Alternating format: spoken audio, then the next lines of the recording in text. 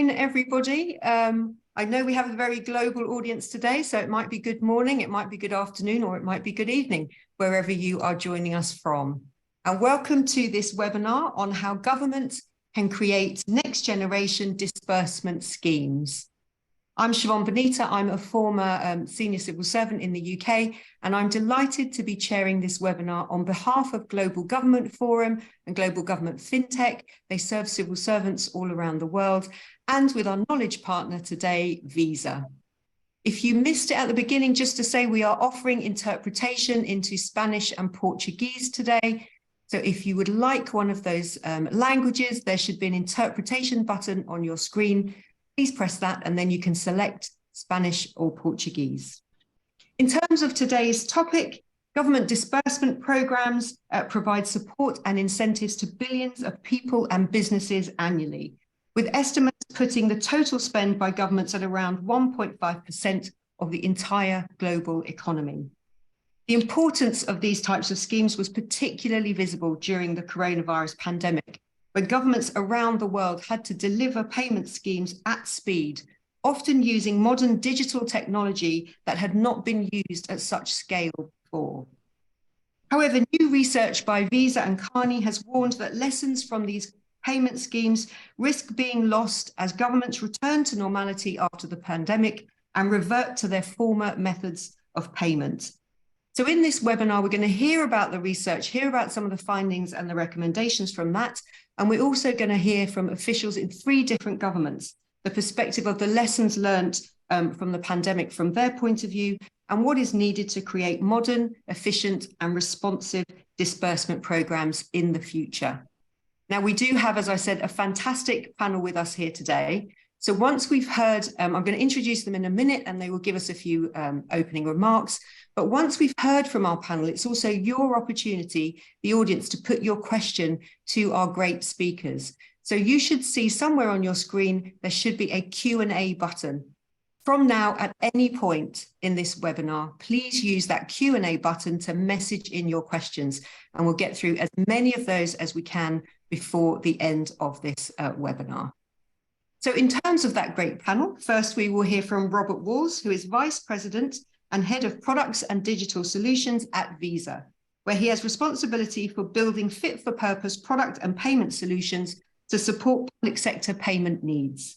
Rob has been involved in payments industry for over 25 years, having previously worked for the Australian government, First Data, Citibank, MasterCard and MoneyGram, and has worked across the Asia-Pacific, Middle East and Africa, the US and now Europe regions. Then we will hear from Daniela Kikova, who is Partner and Managing Director at Carney, with over 20 years of consulting and industry experience. Daniela is an expert in banking with a focus on growth strategies, proposition design, and product monetization. During her career with Carney, Daniela has worked in the United States, the UK, and many countries across Central and Eastern Europe. Then we head over to Uruguay, where we'll hear from Antonio Manzi, who is the National Director for Transfers and Data Analysis at the Ministry of Social Development, where he's in charge of managing monetary transfer programs for vulnerable households. During the pandemic, it was his team that was in charge of designing and implementing the emergency transfer program, which was channeled through a publicly owned mobile app. And that became the first ever digital payment delivery mechanism for cash transfers in Uruguay. Then we go over to South Africa, where we'll hear from Nalandla Mabaso, who is Deputy Director General for Information Communication Technology at the Department of Home Affairs. Nalandla has worked across a wide range of technology areas, from systems administration to development, as well as policy and strategy. And he's done that in the private, academic and public sectors. And in addition to his current position in the Department of Home Affairs, he serves in an advisory capacity on a number of local and international bodies. And then last but by no means least, we go over to India, where we will hear from Sumnesh Joshi, who is Deputy Director General for the Unique Identification Authority of India, which sits in the Ministry of Electronics and Information Technology. Sumnesh was instrumental to the rollout and implementation of the biometric-based digital identity Aadhaar project across large areas of India. He's been working with the ADHA partners like state governments, regulators, banks, insurance companies, and fintech companies on the design of solutions for the delivery of services and benefits using this digital ID. He has over 25 years of experience at different levels across the Indian government. So I'm sure you'll agree with me. We have a really stellar panel with us here today. Please do take this opportunity to message in your questions using that Q&A button. And before I invite Robert to talk, just a final reminder, if you would like to listen in Spanish or Portuguese, please click on the interpretation button now. But Robert, over to you for your opening remarks. Thank you very much, Siobhan, and hello everybody, and thank you for joining. Thank you for tuning in to this really interesting webinar from wherever you are around the world. As you heard, my role at Visa is Head of Product and Solutions within the Visa Government Solutions part of the organisation. And today we just want to spend a few minutes to talk about who Visa is. Many of you will know about the company as a large global payment network, but we'll talk a little bit about what Visa Government Solutions role is within the company. So I might just go to the next page. Thanks, Raquel. So our mission within VGS is really to help governments advance their economies, and that's really to work with them from a citizen perspective, from a business perspective, around money movement, to really ensure that they deliver the best outcomes for their citizens. And we've been doing this for more than 60 years as a company, so we have been around for quite a while. We're known as a large global payment network, but it's really our mission to be the connective tissue within the economies wherever payments involved. And that means servicing citizens, businesses, and governments, as well as also being the connective tissue between economies across borders. So with our global footprint comes scale, it comes innovation, the operating resilience that is really important in payment systems, and of course, interoperability between markets and the organizations within them. So we might go to the next page. Thanks, Raquel.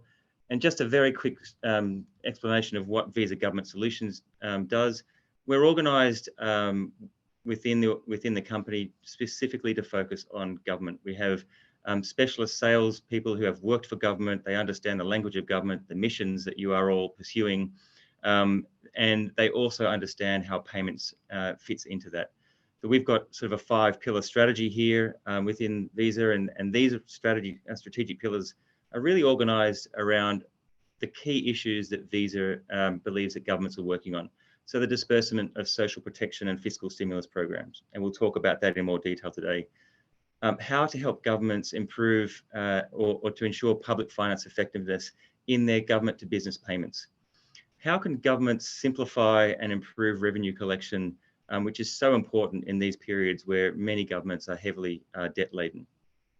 Importantly, what role can payments data really add to governments to inform policy, to measure economic activity, and even to monitor the performance of policies they put in place? And then the 5th pillar is really around how Visa is working to support the modernisation of infrastructure around transit, which many governments around the world have been doing for the last sort of decade. So we'll go to the next slide. Thank you. Now, over the past year, Visa Government Solutions have been working with Daniela and her team at Carney on some really extensive research. And the idea around this was we wanted to document what governments have been doing themselves in the last 5 to 10 years as they pursue their own digital transformation agendas. So this is not a new topic. Governments have been doing this for quite a long time. And we found that various governments in different parts of the world are really quite advanced. Others are on the beginning of their journey. And I'm sure we'll hear some examples from today. So we've done, we spoke to 30 to 40 government officials around the world. We did an amazing number of desktop research evaluations, looking at papers from the OECD, from World Bank, media, government policy papers, academic papers, etc. And so we brought together some real examples of great policy initiatives, great private sector and government collaboration, some key lessons learned from various areas of implementation of various digital transformation programs. And the intention here is to provide a great reference tool for our friends and colleagues in the public sector who are looking at what are other governments doing in an area that might be of sort of interest or of their responsibility. So we had 5 papers, and there's a summary paper. Today, we're going to talk about the next generation of government disbursement programs, but there's also a series of papers that will come out that will include what we found in terms of government's use of data and the role that data is playing in policy formulation, what governments are doing to digitise their commercial payments, everything from virtual cards to e-marketplaces for procurement, the vital role of digitising small businesses, and I think we'll touch on that today as well. And then the trend towards government platforms, and that's also going to come out in today's conversation as governments seek to improve the customer experience in terms of businesses and citizens engaging with governments. So with that, I'm going to hand over to Daniela to provide us a bit of an update or an overview in terms of what the Carney team found in their research. Thanks, Robert. Daniela, straight over to you. Thank you very much. And thank you everybody for joining the session today. I am very excited to have the opportunity to discuss with you at the later part of this webinar. But at this point, I would like to start with the question that probably kept us busy at the beginning of the research that Rob just mentioned. And this is the question about why is it important to talk about government disbursement? And why is this topic important for all of us today? Having gone through the process, there are for me 3 reasons that stand out, and I will briefly talk about each one of them. The first one is government disbursement is significant. It represents somewhere between 1 to 3% of GDP under normal circumstances. That was the amount of government disbursement before the COVID pandemic. But the COVID pandemic showed us in a unique way that government disbursement can be even bigger and is for that reason extremely important. At the peak of the COVID pandemic, there were around 4,000 programs globally in 223 countries supporting private individuals. And this social support for individuals covered 17% of the global population in the year 2021. This is really extensive, but it was not just the individuals.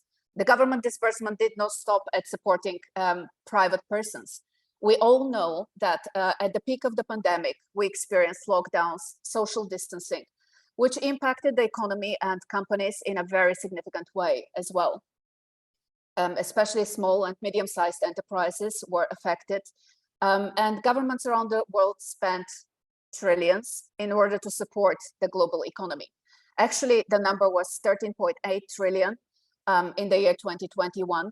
And if you're wondering, this is well above 10% of the global GDP. So government disbursement can be important, can be very significant. And this is just one of the reasons to look into that.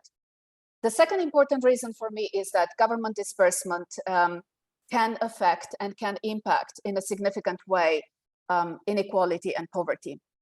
Every crisis that we face hits the most vulnerable in society. It increases poverty, it increases inequality. And all of us knew this in some way. However, again, the COVID pandemic showed us in numbers that this impact can be fairly significant. The World Bank, for example, estimates that income inequality in emerging and developing markets increased significantly as a result of the COVID pandemic. And based on the Gini coefficient, which I know all of you are aware of and which is measuring the income inequality, we dropped back to levels of the years 2010 and 2011, which means that just in a matter of a few months, the social and welfare benefits that governments and countries around the world have been building for decades got wiped out. And this is important to consider. The third reason, and I think this is the reason probably we will speak most about, is that the COVID pandemic showed structural issues within government disbursement.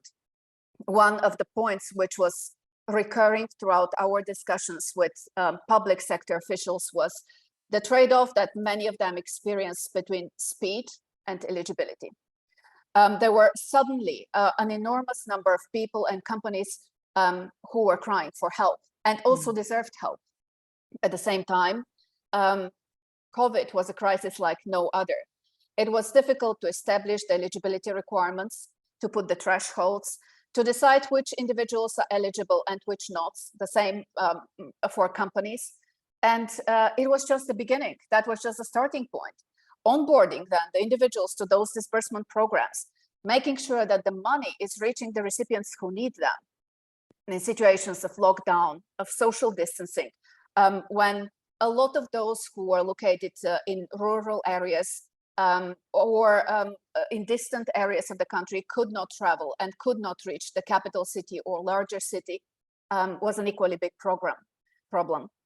And although throughout our research, we actually found amazing examples of how countries have managed to support their citizens and their companies with social assistance throughout the COVID pandemic, and that within shortest period of time, sometimes within setting up programs within a couple of weeks time only. One of the important things to consider is that now the COVID pandemic is winding down. A lot of solutions that were put for the COVID situations were based on a lot of the hard work of public servants around the globe, a lot of entrepreneurship by private companies who joined as well, a lot of ad hoc modifications, also legal modifications to enable government disbursement work. And with the COVID pandemic sort of coming to an end, or it feels at least that it is coming to an end, there is a risk that we are running. This is the risk of those programs being folded back and going to what we had before the COVID pandemic. So this brings me to the second question that I want to touch on, and this is, what does a well-designed and well-executed government disbursement program look like? And this is not an easy question because depending on whom you ask, you would get a different answer. We led a lot of interviews, as Rob said, in preparation of the study, and we asked government officials about how they consider what they consider to be a well-structured and designed disbursement program. Topics like a well-defined selection criteria, quick payouts, limited fraud were a lot of the topics that we heard from them. At the same time, we spoke to the beneficiaries as well, and the topics coming from their side were slightly different. There were issues like, I want to be aware that there is this program, and I want to be easily able to determine whether I am eligible. Hopefully the process for applying is not onerous. It does not require a lot of documents, and I don't need to resubmit those documents 3 months later. I think for all of us in society, and that's the third stakeholder, it is important that government disbursement programs, given that they're using also taxpayers' money, are set up in an efficient and effective way, cost-efficient way, and that they uphold the welfare objectives of the government and also of society, that they help people, individuals, companies to grow and prosper, and provide the right support to the right people at the right time. When we did the research, we realized that there is no one program, which is ideal. There is no state-of-the-art program to implement that would fit every country. However, there are elements that are replicable in different countries and that can influence the success of government disbursement. There are three elements that we call the digital trinity. Those three elements combined together can make government disbursement more customer-friendly, more efficient, more scalable, more resilient. And those three are digital identification, the ability to know whom the money goes to and determining that this individual is eligible, mobile communication, the ability to reach recipients everywhere at any time and make the information about programs significantly easier, and digital payments, because digital payments are the last mile of disbursement. If payments don't work, if the people in need don't get the money, the whole process up to that point does not work. I will not spend much time talking about each of those elements. I think my colleagues on the call will probably touch on them. And I would be very interested to hear actually, especially India's experience on digital identification, but also from the other countries on mobile information and application, and happy to discuss at a later point with everyone on the call. Daniela, thank you so much. So much to unpick there from both what you said. So Robert, great to hear kind of what Visa does, how it operates with governments around the world. I love what you said there about the connective tissue and the payment schemes being part of that as well, and also the importance of kind of public private sector collaboration and crucial for SMEs being digital, how important that was. And then Daniela, so much in there about what you said. Why is this important? Because of the significance of the payments, how they can help with kind of inequality, and also some of those structural issues that in particular the pandemic uncovered. And then your digital trilogy there at the end, the kind of things that you found, need to be in place for a successful scheme. So digital ID, mobile communication, and digital payments. So much there to unpick, and fantastic way for us to kick off. I'm sure there'll be lots of questions. And I'm sure the other speakers will resonate with a lot of what you said there. So on that note, Antonio, I'm coming over to you now. Great. Thank you, Siobhan and Raquel, for the invitation to participate and be part of this seminar. It's a pleasure to share with colleagues around the world what we've been doing, and really interesting to hear what Daniela and Robert were saying. Definitely a lot of things that resonate with what we've done over here in Uruguay. Just a quick context on what we've done. As Siobhan presented, I am Director of Transfers and Data Analysis at the Ministry of Social Development. And the new administration started on March 2020, 1st of March. 2 weeks later, pandemic hits and everything changes. So we had the task to implement very quickly a new cash disbursement program for vulnerable households.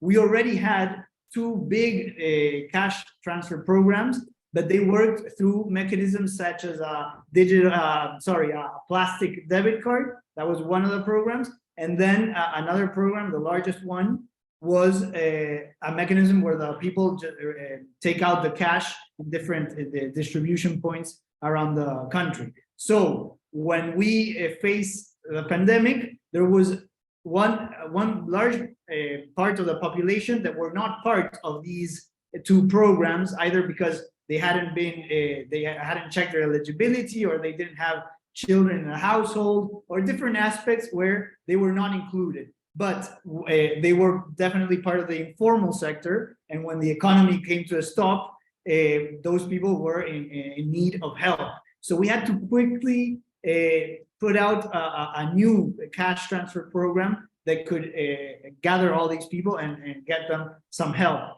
And over there, I can definitely resonate what Daniela was saying, the equilibrium between the speed of putting this program on March and the eligibility.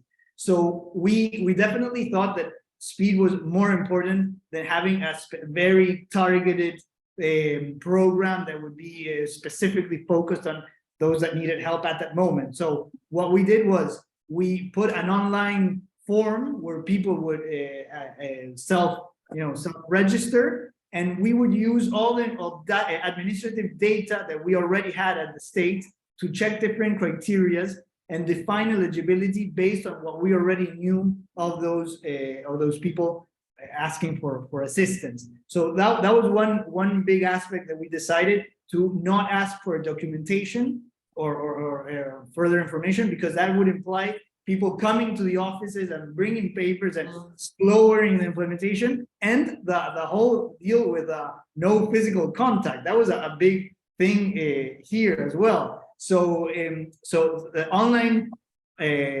eligibility status, that was one thing that we did. And the other thing that it's part of the talk today was how were we going to get the money to the people who were in the end eligible. So one of the things that we did was we partnered with a state telecommunications agency and the National Bank, who a few years earlier had worked on a mobile app to be part of the changing scene on the mobile payment systems. It wasn't an established app yet, because there was other competitors in the market, but they did have the platform built. So we saw a great opportunity to jump in on that and say, okay, let's use this moment to overcome many difficulties and use this app to do the disbursements of cash. So that we quickly set that up, and we were getting the emergency coupons to the cell phones to thousands of people at a time. On the peak moment, we had 330,000 people receiving coupons and exchanging in commerces with a QR code. So there was no contact there as well. That was another good point. So definitely there was a good advantage of using a state-owned app, because it was part of the government. There was no cost for the ministry to use the application. We mentioned the online inscription and everything. And of course, it was a new benefit. So people who didn't have anything would quickly adapt it, because a lot of people told us now vulnerable households will have difficulty with a digital payment. Well, definitely didn't happen. It was a great, expansion. We exchanged more than 7 million coupons through the system. So I think on that sense, it was really positive. Now, of course, there were difficulties for the most vulnerable, especially those that perhaps didn't have cell phones, or they had, but they changed their numbers very often because they're not part of a contract with a mobile company. So they would change their number, and that would bring difficulties. And of course, many of them would prefer the cash for other things. But the fact that it was a new cash program made a good take-up. Now, going to the other question is, how can we continue that path of using these digital platforms to continue disbursing these types of programs? When the pandemic finished, of course, the emergency coupon program was finished. But since it was such a good move, a good device that we had, we're now working on trying to build incentives for people that are on the other programs that use cash or use the card, the plastic. We're trying to build up incentives for them to switch to the app and get them in, do an onboarding on the mobile app. Why? Because I mean, we think it's a great mechanism to give the money quickly, effectively, with no commissions in between. And also the other good advantage is that we can communicate directly and send targeted messages to the beneficiaries, which is very helpful for example, for cash programs that have conditionalities. For example, if you're not sending your kids to school, please do so now because your payment might be stopped. I have 10 seconds left to just to tell you the difficulties of this is that it's hard for people who were already receiving the cash to change their way of they're receiving that. So that's one of the things that we're trying to work on. You mentioned, Siobhan, communication. How do we communicate the benefits? And because one of the main things for our government is not to impose a digital switch. We want to make it through incentives. And one of the things that we're doing, for example, is giving a discount on the value-added tax, full discount if you move your money, your benefits to the mobile app and use it to do the commerces. If you do that, you get full discount of the VAT. We're having difficulties. That's the reality is that we're trying to get people to switch, and it's not been easy. But maybe I'll leave some of that info for the round of questions. Thank you. Thank you, Antonio. Yeah, a really interesting note to end on is how easy is it to kind of change people's long-standing behaviours as well. That's kind of a really interesting point. But fascinating to hear then how you set up kind of the emergency coupon program, how you kind of use that fledgling app, use the kind of innovation there between the public-owned telecoms agency and the National Bank to get it out, but also what you were saying about how it brought on people who were using other schemes and brought them into this kind of new digital scheme. So again, really interesting. Thank you so much, and lots for us to come back to in the questions afterwards. Thank you, Antonio. And now, Nalanla, I'm coming over to you. Hi, and good morning, good evening, good afternoon to everyone around the globe. I think it's kind of good to be following on what Robert, Antonio, and Daniel have said, because they've covered some of the things that I needed to talk on. So, Daniela mentions the Gini coefficient, and people might know that ours is a country that has the highest Gini coefficient in the world. So while that is very negative and worrying and concerning, it also means we're supposed to have the greatest opportunity to innovate, greatest diversity of experiences in terms of the most negative, in terms of the poorest to the richest. And to that extent, I think it's no surprise then that we, for instance, among the countries that have the earliest online banking systems, and we've had to explore other innovation opportunities. So when I look at Daniela's trilogy again, the one area I guess that I'll be talking about in terms of our experiences is digital identification. And just some numbers, we've noticed an increase in the last 2 financial years in the usage of online verification. We have something called the South African Banking Risk Information Center, which has members who, for insurance reasons, disbursements, etc., have to verify the identity through our systems. And in the previous year, we'd had a total of 161 million such verifications, which is about 3 times, just over 3 times the population of the country, about 3 times. We're somewhere around 52, 58.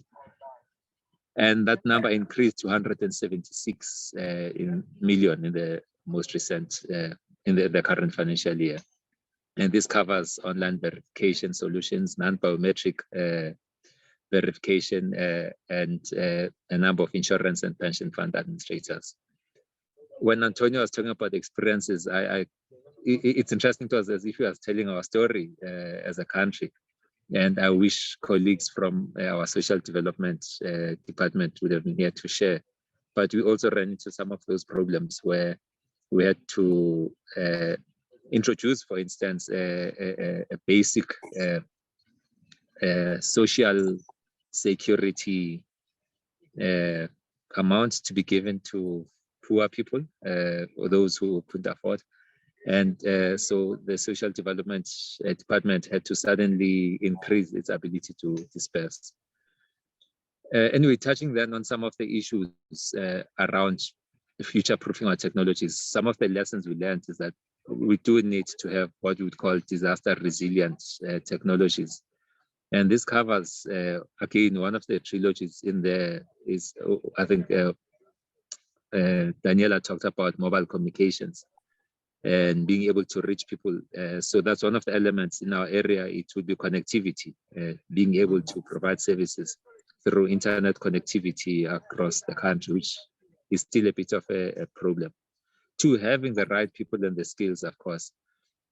We've also had what I suspect might not be a unique problem, and maybe the one good thing is there's been a greater level of transparency in the country about it. We have experienced corruption as well of businesses and government officials, and that has interfered with our ability to, 1, carry out this disbursement. 2, it's also made it necessary for us to make sure then that our verification systems and technologies are able to pick up fraud. So you may have heard of some of the scandals, including some top government officials, including ministers. And another part in terms of disaster resilience that we've learned is to make sure then that our architecture is correct. It's appropriate for the environment. It deals, for instance, in our case, with a country that has electricity problems. Again, some of the people may have heard about that. Then I think I've talked about the issue of security, where we've had to make sure then that with information being the new gold or the new oil, we make sure that first it's accessible and it's what people want. So if you are saying you are Daniela, then the system is able to verify that you are really who you are. And it's protected. We have something called the POPIA, Protection of Personal Information Act, which is not too dissimilar from what we have in other countries like the data protection laws in the EU, etc.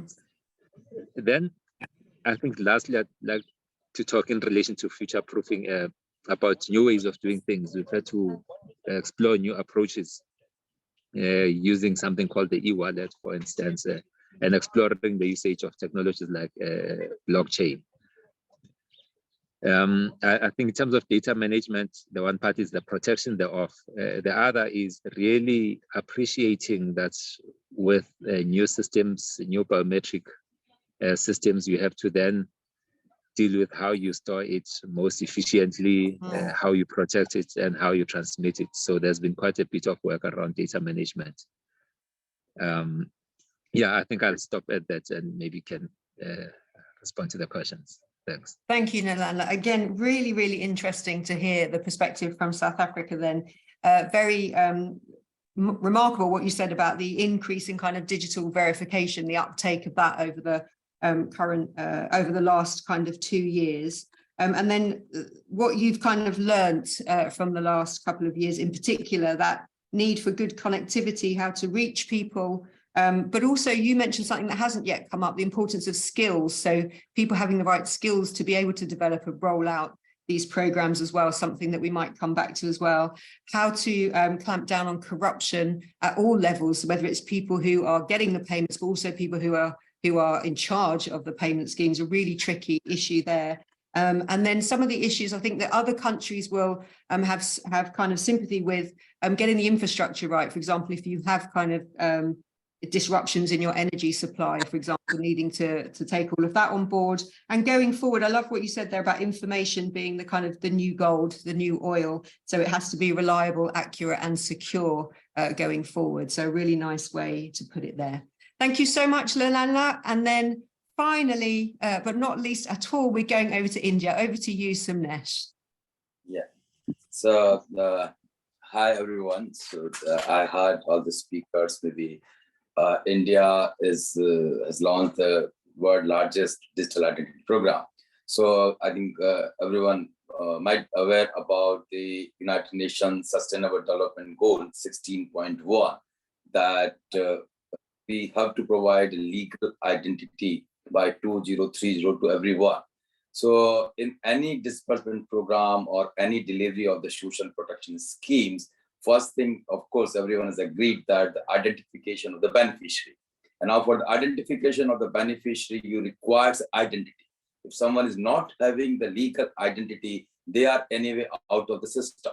So we have to focus on that particular area. See, as per the McKinsey report, around 1 billion persons are not having any legal identity, and around 3 billion plus people are not having an identity that they can prove or digitally.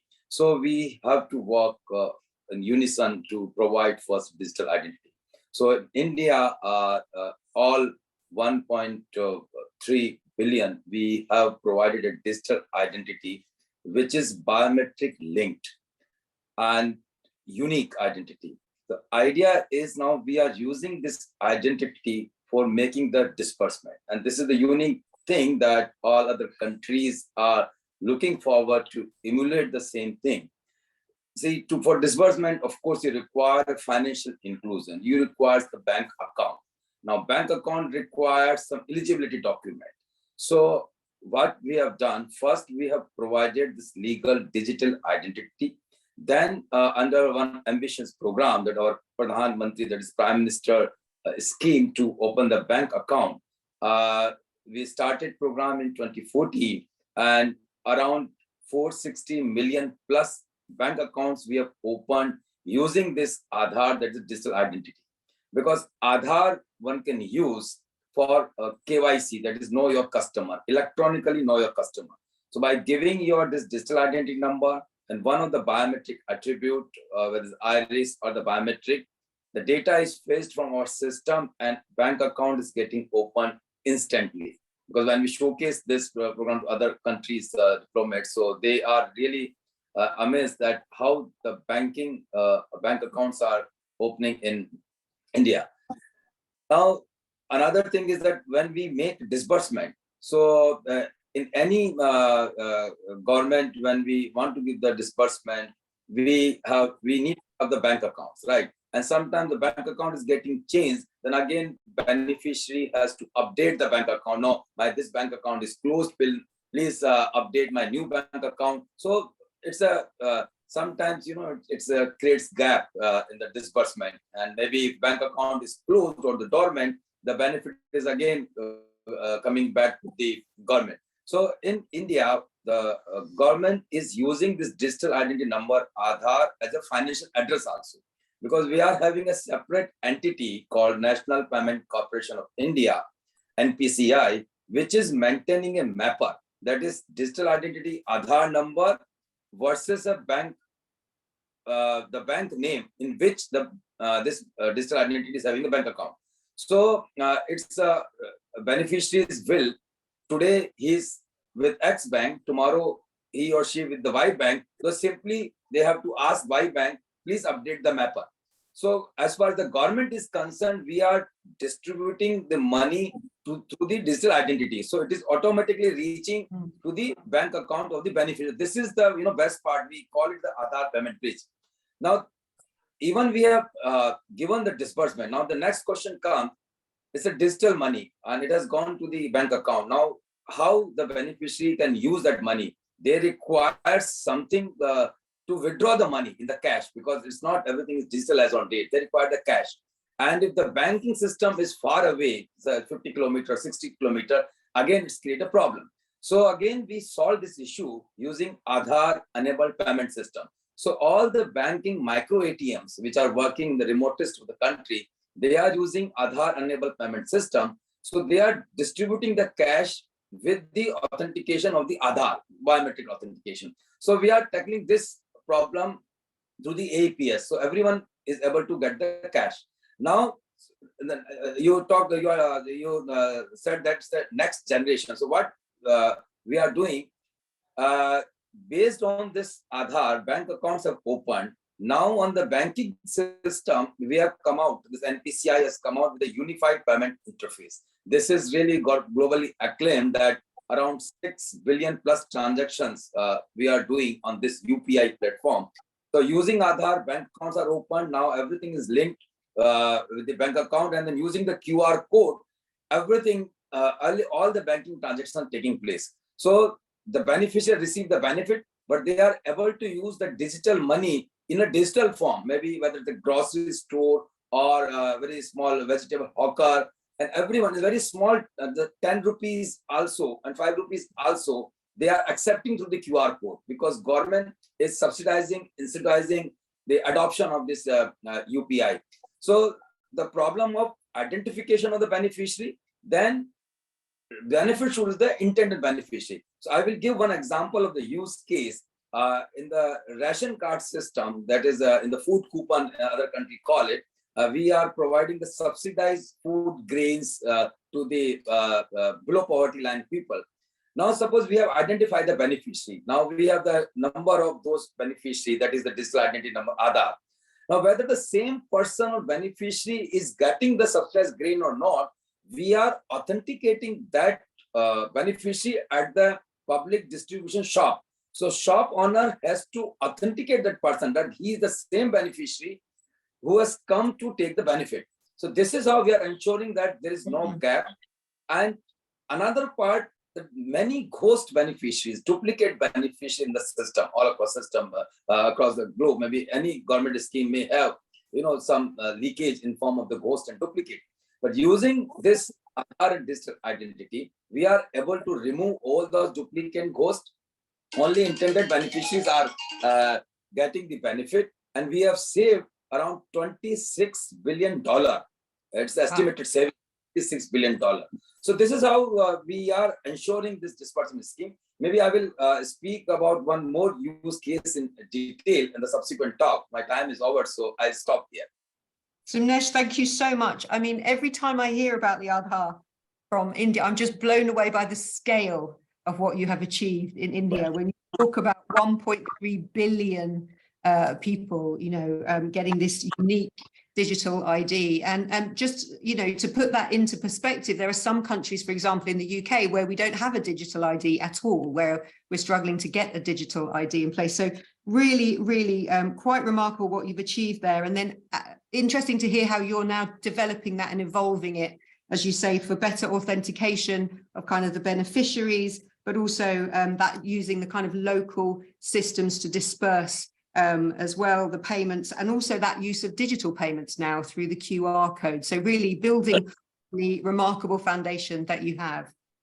So much there that's come out of those conversations. Thank you to all of you for those great opening presentations. We already have questions coming in. And also just to say that Alex Goncharenko has said very much that he agreed with what you all said around speed versus eligibility. And Alex has picked up on an issue that I want to start in one of my opening questions to all of you, which is this issue of fraud. So the issue of kind of speed versus eligibility. To what extent do you think the systems that were rolled out during the pandemic, to what extent do you think they managed to maybe target roughly the right people? Or do you think there were a lot of people in there who, one, weren't eligible, who got the payments anyway because government were offering them, or people who deliberately put themselves forward for payments when they knew they weren't eligible for payment? So how big is that issue of kind of fraud, and what are governments going to be doing about this going forward? I'm going to mix up the order a little bit. Nalanla, you talked about corruption, so I'll come to you first on this one. I don't have the numbers, but we have reason to believe that it did happen. There were cases where people were found later.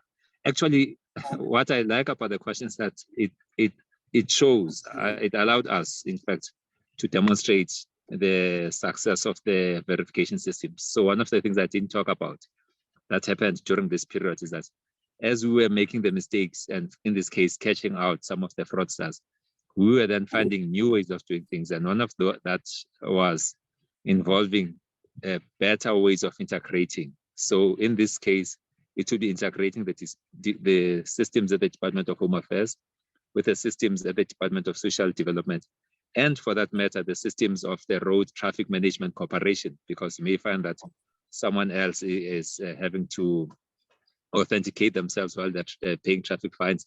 They're using the same ID number, but the face is different. So I think those cases have allowed us to improve, but at this stage, I don't have the numbers as to the extent to which it happened, but it definitely happened. Yeah, thanks, Anna.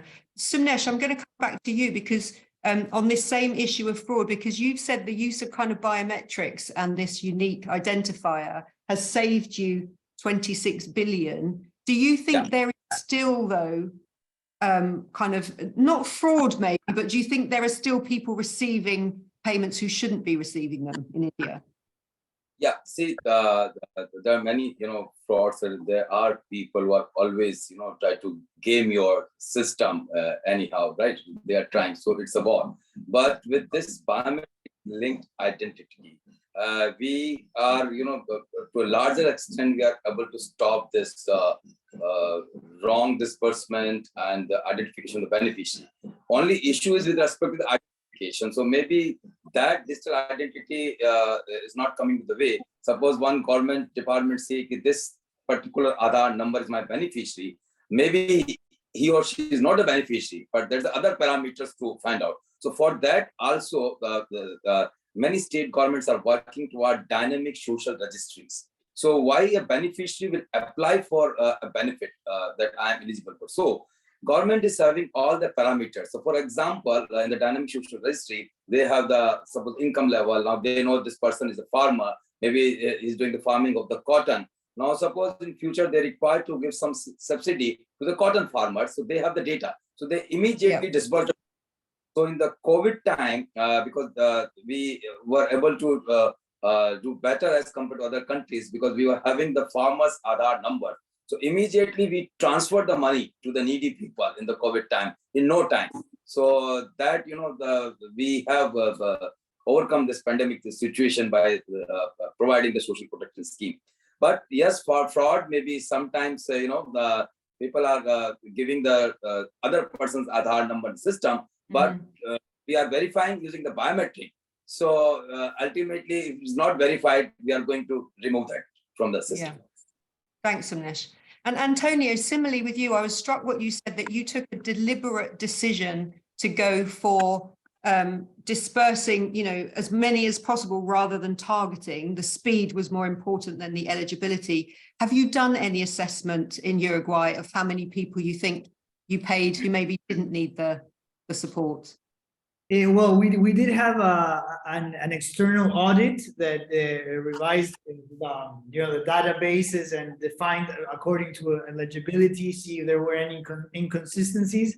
And looking at the coupons exchanged through this program, they detected less than 1% of inconsistencies, which not necessarily refer to fraud. It might be some operating issues or some people that might have used a coupon twice, or perhaps a person who used the coupon and then died and somebody else used the coupon, a family member. Those cases was detected as less than 1%.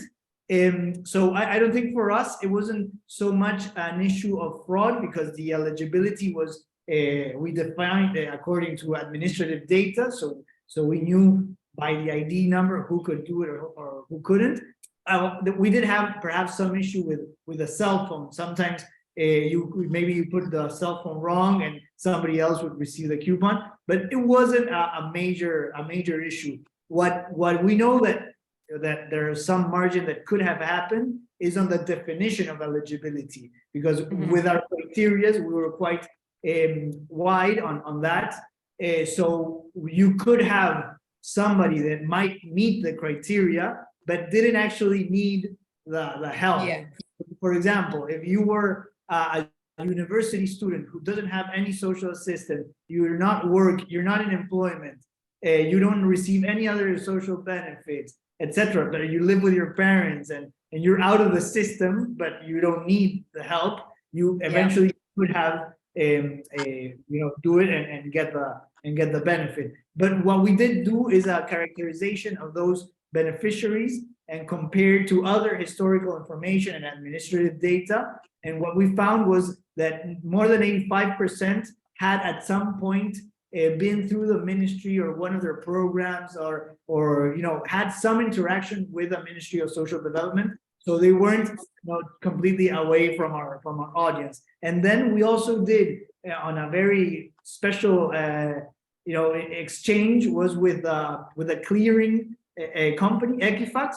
We checked with them to see what information they have, because this is the company that manages debt and credit ratings for everybody. So they already have a lot of big data on the levels of socioeconomic levels of these people, and there was more than 85-90% were in the medium and low socioeconomic level. So we think with these things, with this evidence, we don't think there was a major focus on the help. It reached those who had to be reached, and of course a margin of those who we didn't know before. Thanks, Antonio. Daniela and Robert, I'm going to put the same question to you, but the other part of Alex's question was, can different technologies be used in future to kind of clamp down on fraud? But also, Daniela, you mentioned, for taxpayers, they just want to know their money is being used effectively and efficiently as well. So maybe not just fraud, but also, as the other speakers have mentioned, they're targeting the right people. So in what way do you think these schemes are going to develop, maybe with new technologies, to make sure they are targeted more effectively? Robert, do you want to come in first, and then Daniela? Yeah, sure. So look, the ghost accounts and payments to organizations, small businesses, for example, that weren't necessarily eligible was a big problem. Speed was definitely an issue. In the US, the US CARES Act was passed. Within 2.5 weeks, the US government dispersed to 30 million people checks for $3,000. In subsequent months, they did some research and they found that 50% of that $3,000 was spent within the first 2 weeks of people receiving that money. It wasn't necessarily going towards the living expenses that it was intended for. It was going to flat screen TVs and other things. So part of the challenge was, were the right people getting the money for the right reasons? We found in the UK, for example, and it's well documented here, Siobhan, you probably know the UK bounce back scheme, they suffered $6.3 billion in loss out of a $46 billion payment program to small businesses. So there were definitely examples of really the trade-off between speed and fraud and human error was obviously a big problem as well. But there are some great examples of where governments have realized the benefits of digitalization. The Mexican government is reporting savings of around $1.3 billion per annum through the modernisation of its social protection program. Poland is reporting around 650 million a year in terms of their largest social protection program. And in Norway, for example, the government there is using data mining and AI to identify fraudulent claims that are coming through the new compensation scheme. And that was from data collected from banks, from public company information, and agency databases. So part of the problem here is governments had to move so quickly, and we were talking about such big numbers and so many different agencies with many different disbursement responsibilities. And when you take a step back, you say, why is there not a central government infrastructure that is responsible for the disbursement of these funds? You might have federal, state, or municipal governments, all with disbursement requirements. There's often a lack of sharing of information between those agencies. The social protection databases are often out of date in terms of contact information, so you don't necessarily know how to reach those people. And we're talking about a community of vulnerable citizens who ultimately need support, but they are distributed across many different financial institutions. They often don't speak the national language as their first language, so understanding and what's going on and what's eligible. So all of that to us really points to a direction of centralizing a lot of the disbursement infrastructure into one digital wallet, for want of a better word, on one set of infrastructure that is managed by the government, and it's fit for purpose for the reasons of disbursement. And we see examples of that happening already. The DIA government in the Ukrainian government launched its DIA platform in 2019, which was really instrumental in terms of that government being able to support Ukrainian diaspora as they were across Europe as a result of the war. And there's lots of other examples of digital government platforms emerging around the world for that very reason. Daniela, I've probably cut across something that you'd like to add there as well. I am happy that you mentioned all those examples because a lot of them would have been on top of my mind. I would just add that a digital identification or identification is actually the cornerstone to getting to a model where first eligibility is determined with more certainty, and second, fraud, which is deliberate fraud with identity, can be tackled in some way.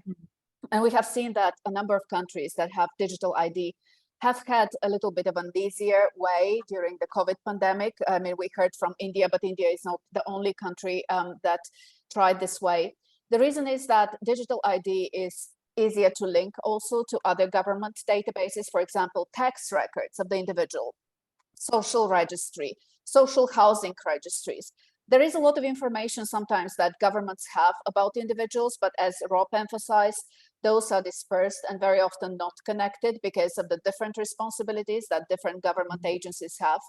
And the beauty of having a digital ID is that a lot of those records, as long as they're digital, can be connected and then can give a better information about the eligibility of a certain person, and not just once in time. For example, the government of Singapore looked at the eligibility over time and reshuffled their COVID support program, depending on how they were seeing that individuals' incomes evolve over time. So having the digital ID gives you the opportunity to indeed more cautiously or more with more care spend the public money, and to indeed make sure that individuals who might have been in need but no longer are no longer eligible, while the ones that still are indeed can get the money for as long as this is required. Thanks, Daniela. Interesting, Robert, what you said, I think touched on what Nalanla had said about needing going forward some kind of resilience response kind of technology. And you're saying bringing people together, centralizing it could be one way of doing that. But Daniela, on what your point there about being able, if you've got a digital ID, to update the information about people's eligibility criteria, there's a question that has come in for you, Sumnesh, and it's from Mohammed, and it says, what measures are being taken to update the Aadhaar information to ensure it's up to date? Yes, so that I've read the question. So it's very important to continuously update the Aadhaar. So there are two ways. One is the Aadhaar, you can see just is a number and linked with the biometric. It is just like a tattoo on your hand, right? It's a number. And now eligibility is determined by the particular beneficiary department. For example, a pension, social assistance pensions department is giving to a beneficiary. So there's a provision that every year that beneficiary has to submit a life certificate. So every year they have to say, yes, I'm still alive. So now this life certificate has come online using the Aadhaar authentication. Earlier, they used to go to the bank and there's a queue and they have to show to the bank manager that, yes, I am alive, kindly give me the certificate and my pension should remain continued. Now with the Aadhaar, now using the face, you can authenticate just sitting at the home. So this is how, one has to identify and we can stop all these frauds.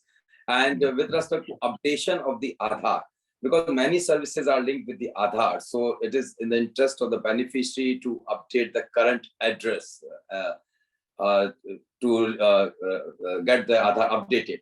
Now, another issue that we are working now, we are integrating with the registrar of birth and death, so we can flag those Aadhaar also in our system that these are the dead person. So this is slowly we are growing and we are creating a robust system.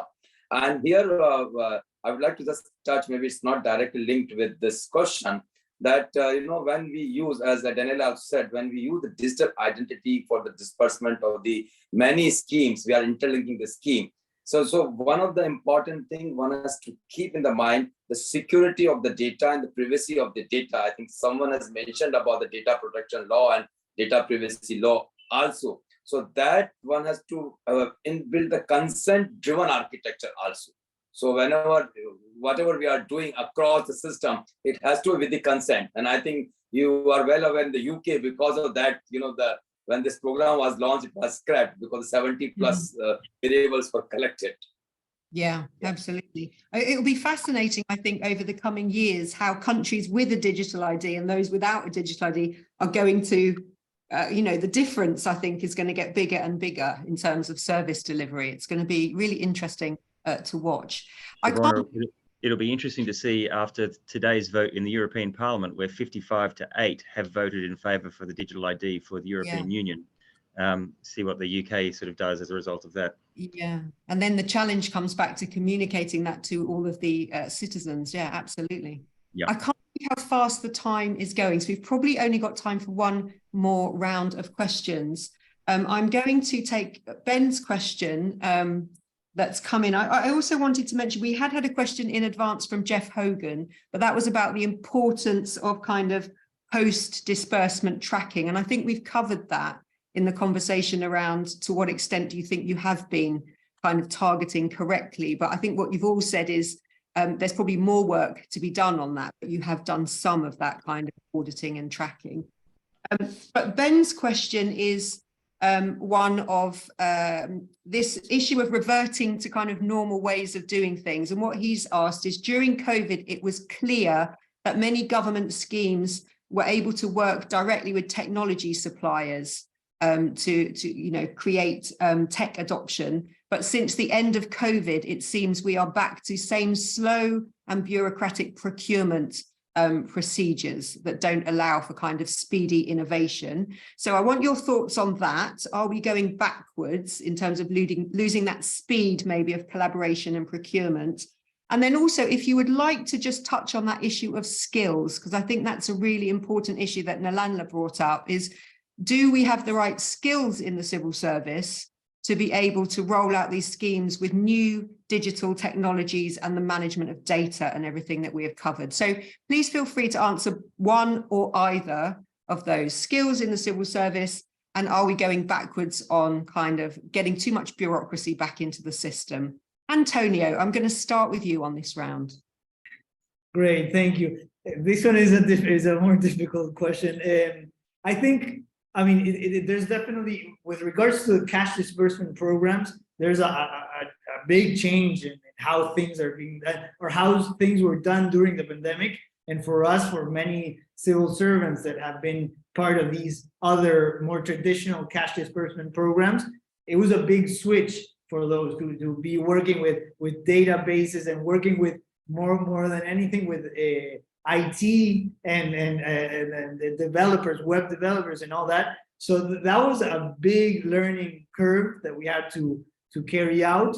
And there's also the case of those who are, you know, talking to the people directly face to face in the offices, and many of these households who perhaps have some difficulty understanding how to use the app, or they don't they're having issues, or they change the number and they can't do it, and that all that can turn into a lot of pressure in the offices of people who deal with face to face with the beneficiaries. So and there's a resistance of saying, look, with the other cash programs that already worked, and we give them the cash, or they get the card and they use the card, that worked fine. Don't switch me up. So there is a lot of work to do with all the civil servants, first on the side of the operations and exchanging, looking at more at a database and technology and how we can make the app better. That's one thing. And then the other thing is convincing those that are on the ground and on the territory to really take in this you know, the advantages of these new disbursement mechanisms, and to help us on using and exchanging this for the people. I think there's a big challenge there, but with good communication and a good response with the app and good incentives of making the money more valuable, then I think we can be successful with it. Thanks, Antonio. So communication and incentives, two good things. Nalanla, you were nodding along to quite a bit of that. Do you agree on the skills front that there's a challenge ahead? Yes and no. The yes part is, in our case, also because of the fact that when the pandemic happened, a lot of the good skills came to the fore. And a lot of the big companies identified them and they took them. So we've lost many of those. But we have a number of world-class universities, and my view is we should just find a way of maintaining that you know, skills pool. So our department, for instance, has started a digitization project now where we are recruiting 10,000 unemployed graduates who are going to be helping us get rid of the backlog of documents that are on paper, that are paper-based, but using that as a way of also exposing those 10,000 unemployed graduates to other opportunities. So yeah, I think on the skills part, that's what we're doing. And then in relation to your other question, are people reverting back to normal ways? As in two things, as Sumesh was talking, I was reminded of the Sahana project. I think it happened in India after the tsunami, where people came together to find technologies to deal with the disaster relief efforts that were needed at the time. And I think that is what we need to be doing. And yes, the short answer to your question is, unfortunately, people are reverting back to the old bureaucratic ways of doing things. And part of that is because I don't know about other places, but in our case, there were cases of people abusing the, you know, that whole thing of trading off between speed and integrity. So people abuse some of those systems. And then lastly, earlier I lamented that we didn't have someone from the Ministry of Social Development, but I was wrong because Antonio is here and has covered a lot of those experiences. Thanks. Brilliant. Thanks, Nalanla. Yeah, really interesting what you said, that maybe there should be an explicit focus on sitting down and learning those lessons and keeping some of that good practice going forward. Daniela, I'm coming to you next on either the issue of, are we going back to old ways? I mean, that's a lot of what the research was worried about, I think. And also if you've got any thoughts on skills. Well, I certainly hope that we are not going back to the pre-COVID programs, but while we were doing the research, we heard also a number of anecdotal stories about ad hoc structures being created, which no longer will exist after the COVID comes to an end. Legal modifications that were done just for the sake of a limited period of time. Entities created on government level to tackle only COVID support programs, which were to be dismantled after the end of the pandemic. So I think the concern that the gains that have been made during the COVID pandemic might be lost is a real one. And it's something we believe is important to talk about. This is also part of the reason why we believe right now is the time to raise the topic about government disbursements and to increase the awareness. Because for me personally, it is not just the governments and the public officials making a step back to the old programs. It is also the recipients. It is also the individuals who used to pay digitally, who used to apply in a digital way for their programs and submit digital documents, will step back. And we all as a society can make a step back if now we do not try to make those positive changes permanent and do not take the learnings that have come from the COVID pandemic and find the right structures in order to put them in place also for the next years. Thanks, Daniela.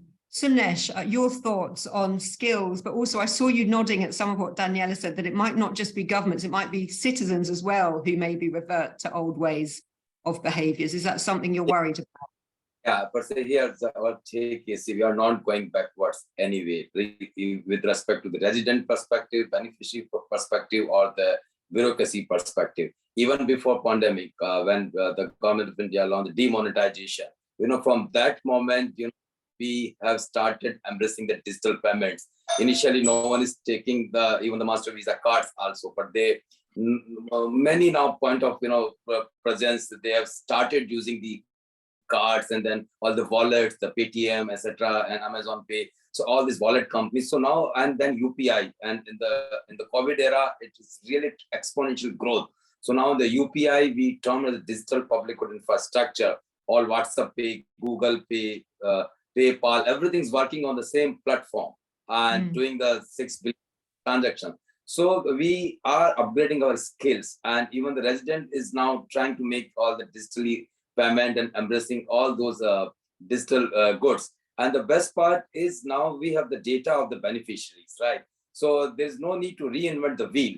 So anytime, suppose we want to launch a scheme, so immediately data is available. We have to simply send a demand to the bank that these are the beneficiary or digital identity number, please disburse the payment. So many things we are doing, and it's pertinent to note, now the expectation of the citizen has also increased. So you can't go backward. Now, initially, maybe the citizen was, okay, I will get benefit after 30 days. Now they are expecting the 7 days.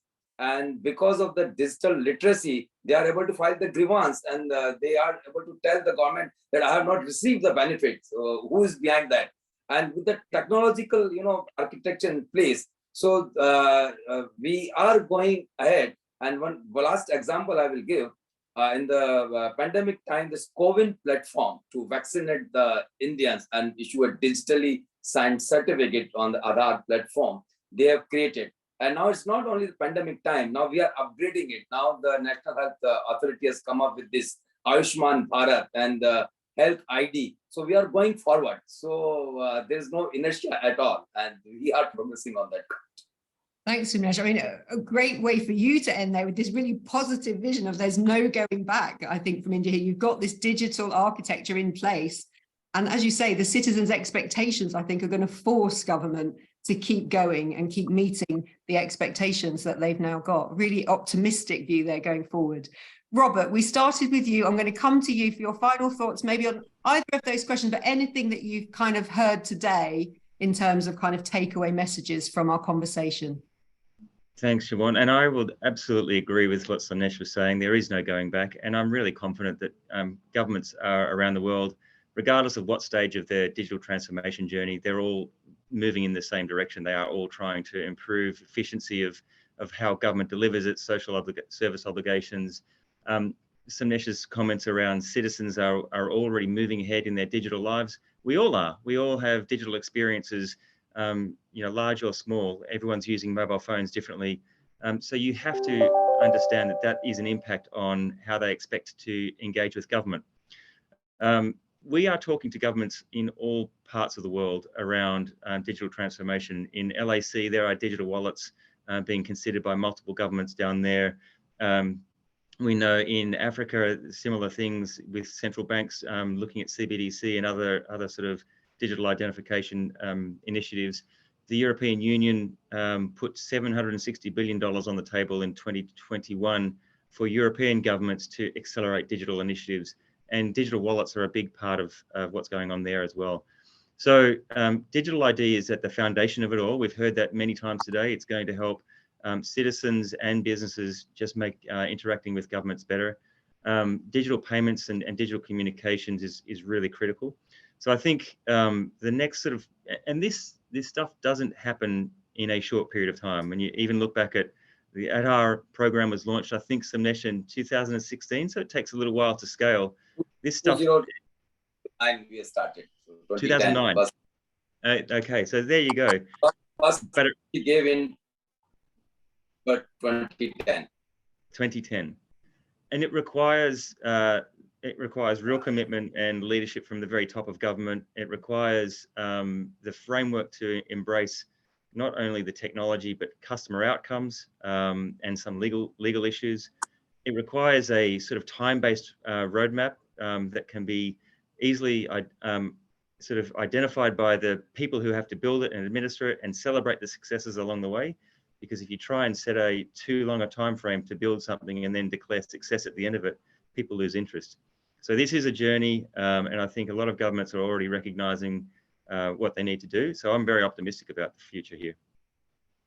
Brilliant. Well, thank you so much, Rob. It's nice to end on an optimistic note. I just want to say thank you. Thank you to the audience for sending in such great questions. But thank you to all of our panel there, to all of you who spoke. Brilliant presentations, loads of food for thought there. And I think certainly here at Government Global Forum, we will be watching closely how all of this develops in different countries around the world in our webinars and other events going forward. To our audience, we have sent out a questionnaire. I would be hugely grateful if you would take a few minutes to fill that in, just so we can make sure going forward we keep giving you exactly the webinars that are most useful for you. We will also send a link with today's webinar so that you can watch it all over again, or you can share it with colleagues who weren't able to attend today. And there will also be a write-up of the conversation today where we share the key points that were made during the conversation. That will come in a week or so's time. But that just leaves me to say a huge thank you to Robert, to Daniela, to Antonio, to Nilanla, and to Samnesh. Thank you so much for your presentations today. Thanks to Visa for being our knowledge partner. And I hope we see you all again very soon on another one of our webinars. Thanks, everyone. Enjoy the rest of the day wherever you are. Thanks so much. Bye. Thank you. Bye.